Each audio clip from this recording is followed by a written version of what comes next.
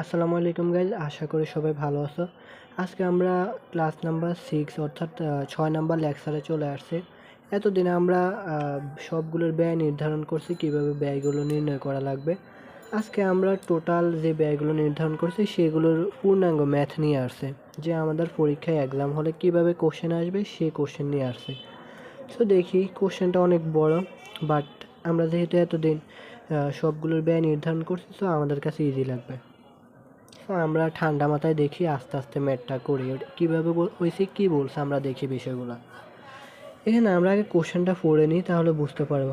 এখানে বলছে the BD food limited has the following capital structure which indicate the optimum capital structure.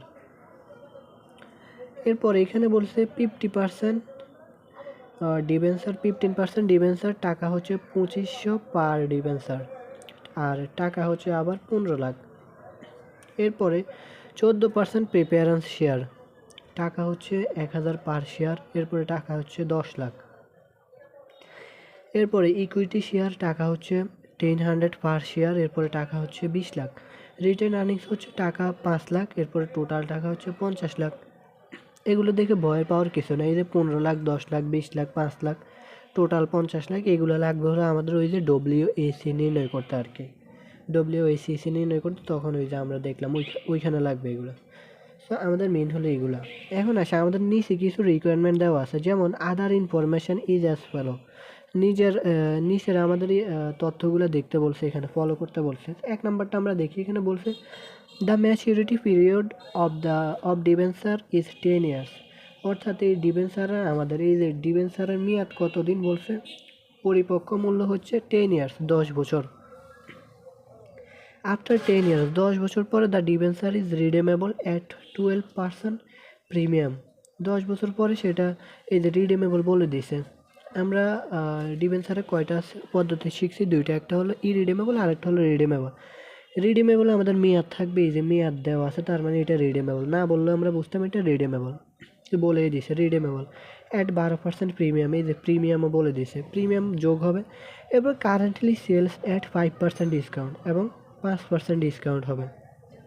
আচ্ছা, এখন এখানে একটা কথা আছে, আমরা প্রিমিয়াম ওই সময় কার সাথে যোগ করছিলাম, যখন আমরা ডিবেঞ্চার নির্ণয় করছি, ব্যয় নির্ণয় করছি, ওই ক্লাসটাতে NSB অর্থাৎ সেলস ভ্যালুর সাথে আমরা যোগ করছি প্রিমিয়াম, আবার সেলস ভ্যালু থেকে ডিসকাউন্ট বিয়োগ করছি। কিন্তু আমাদের এখানে একটা কথা খেয়াল রাখতে হবে, যখন আমাদের ম্যাচিউরিটি ভ্যালুর সাথে প্রিমিয়াম দেওয়া থাকবে, তখন আমরা ম্যাচিউরিটি ভ্যালুর সাথে প্রিমিয়াম যোগ করব। যেমন আমাদের এখানে ম্যাচিউরিটি ভ্যালুর সাথে আমাদের 12% প্রিমিয়াম দেওয়া আছে 10 বছর পর, কিন্তু আমাদের কারেন্টলি সেলস, এই যে সেলস বলা আছে, সেলস 5% ডিসকাউন্ট, সেলসের সাথে ডিসকাউন্ট বলা আছে, তার মানে ডিসকাউন্ট বাদ দেব সেলস থেকে, আর প্রিমিয়াম যোগ করব আমরা ম্যাচিউরিটি ভ্যালুর সাথে। ওকে, 10 বছর পরে যখন আমরা পরিশোধ করব, তখন 12% প্রিমিয়ামে পরিশোধ করব, এটা বুঝাইছে। ওকে, তাহলে আমরা ম্যাচিউরিটি পিরিয়ডের সাথে আমরা কি করব, 12% প্রিমিয়াম যোগ করব। এটা হলো আমাদের ম্যাচিউরিটি ভ্যালুর সাথে আছে, আর সেলসের সাথে আছে ডিসকাউন্ট, তার মানে সেলস থেকে আমরা ডিসকাউন্ট বাদ দেব। তাহলে আবার ক্লিয়ার করে, এই যে এখন আমাদের কি হবে, এই ম্যাটটার মধ্যে ম্যাচিউরিটি ভ্যালুর সাথে আমাদের প্রিমিয়াম যোগ করব, আর সেলস ভ্যালু থেকে আমরা ডিসকাউন্ট বাদ দেব। ওকে, এই যে ফ্লোটেশন কস্ট আছে আবার 1.5% of its face value, face ভ্যালুর উপর এটা ধরতে হবে। তাহলে আমরা পেয়ে গেছি। তো যখন এখন আমরা ম্যাথ করলে তখন আরও ভালো বুঝতে পারবো। এখন আসি 2 নাম্বার রিকোয়ারমেন্টে কী বলছে, preferred stock is redeemable after 5 years at 10% premium. এটাও বলেছে রিডেমেবল 5 ইয়ার্স, 10% প্রিমিয়াম। এরপর হচ্ছে the flotation cost of preferred stock is 20% of sales price, 20% হচ্ছে সেলস প্রাইস। এরপর হচ্ছে currently the preferred stock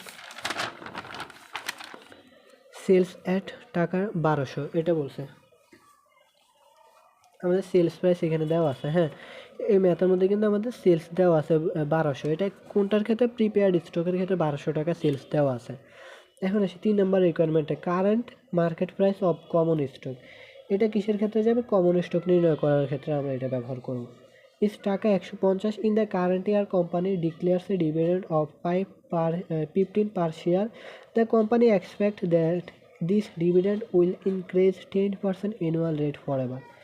increase বলছে, তার মানে আমরা এটা বলতে পারি না কি যে কমন স্টকের ক্ষেত্রে বা কি জানি কয় ইকুইটি অফ ক্যাপিটাল, এটার ক্ষেত্রে আমাদের 2 নাম্বার মেথড যেটা ডিভিডেন্ড গ্রোথ মডেল বা মেথড, সেই মডেলের ক্ষেত্রে আমরা এখানে ইউজ করবো এটা, যেহেতু ইনক্রিজ বলছে, সো আমরা এখানে ডিভিডেন্ড গ্রোথ মডেল ইউজ করবো কিসের, এই যে কমন স্টকের। তাহলে আমরা এটাও পেয়ে গেলাম। এরপরে 4